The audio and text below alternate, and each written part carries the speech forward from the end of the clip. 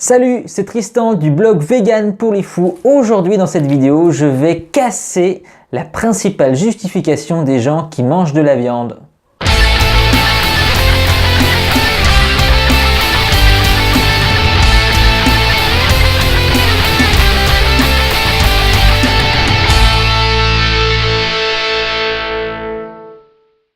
L'un des principaux arguments, ou plutôt justification, j'ai envie de dire, c'est le goût. Les gens me disent souvent qu'ils ne peuvent pas se passer du goût. Depuis quelques années, avec les vidéos de L214, à part celui qui vit dans une grotte, je vois mal qui ne pourrait pas être au courant en ce moment de ce qui se passe dans les abattoirs ou même dans les élevages industriels. Aujourd'hui, plus personne n'est naïf quant à la façon dont on élève et on tue les animaux. Remarque, des fois, je me pose la question. Il y en a tellement qui me disent qu'ils ne souffrent pas que... D'ailleurs, je vais reformuler. Personne n'est naïf au point de penser que les animaux signent avant de rentrer dans les abattoirs pour dire qu'ils sont d'accord pour être tués. Et il y en a même qui rajoutent un petit plaisir, c'est faire son anesthésie. C'est un peu comme l'accouchement. Non, moi, c'est sans péridurale. Ben là, eux disent non, moi, je me fais gorger, c'est son anesthésie. Hein, parce que voilà, je suis un dur, hein, je suis un bœuf quand même. Hein. C'est mieux comme ça ? Non, l'argument qu'on va voir, la justification qu'on me donne régulièrement, c'est le goût.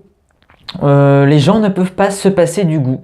C'est vraiment dommage, mais bon, allez, on l'accepte. Il va dire la justification principale, c'est le goût. On ne peut pas se passer du goût de la viande.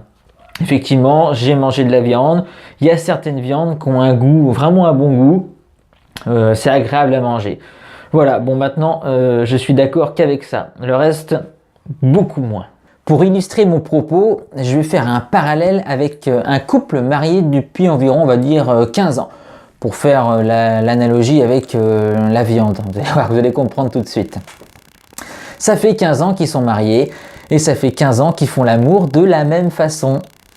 Et l'homme prend beaucoup de plaisir, hein, il prend beaucoup de plaisir le soir quand ils font l'amour. Mais un jour, la femme lui dit « Écoute chérie, je voulais te dire quelque chose, quand on fait l'amour, je m'ennuie. Je n'éprouve aucun plaisir et ça en devient une corvée. » D'après vous, est-ce que l'homme, après avoir entendu ça, va prendre autant de plaisir lors des prochains rapports sexuels?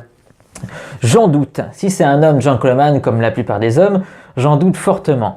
Mais je pense sincèrement que lors du prochain rapport sexuel, il va s'y prendre autrement. Il va apporter beaucoup plus d'importance à sa partenaire, donc à sa femme. Et là, bim, on y est. Tout comme l'homme va changer sa façon de faire l'amour à sa femme pour justement, parce qu'il s'est rendu compte qu'elle ne prenait pas de plaisir à faire l'amour avec lui, le vegan va changer sa façon de prendre du plaisir gustativement parce qu'il s'est rendu compte que la viande souffrait de l'autre côté.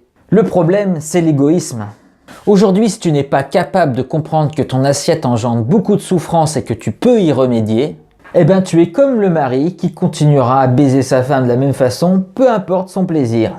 Alors après, c'est vrai qu'il y a encore d'autres arguments, les protéines, et c'est les hommes préhistoriques, et si jamais on mangeait plus d'animaux, on serait surpeuplé d'animaux.